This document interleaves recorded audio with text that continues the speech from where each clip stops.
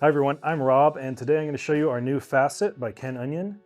This one's going to come in a brand new colorway, as well as some premium materials that we'll get into. As you can see, it keeps the same timeless design, but we're upping the ante with some premium materials and an exciting new color offering.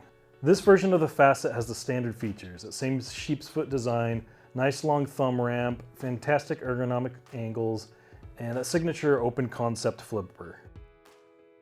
There's also a nice depression here for getting access to that frame, giving easy access to the lock. Makes it real simple to get in there and unlock your knife. Here's what really makes this knife stand out though. First, let's take a look at that blade. The 3.4-inch Damascus steel deploys effortlessly on the IKBS ball bearing pivot. The 4.4-inch titanium handle is strong yet lightweight. It's just stunning in that iridescent titanium nitrate coating. You can just look at that, how it shines and picks up the light. It's gorgeous. Still features that deep carry pocket clip, but this clip is an acid etched Damascus steel. So it's gonna match your blade, has that follow through.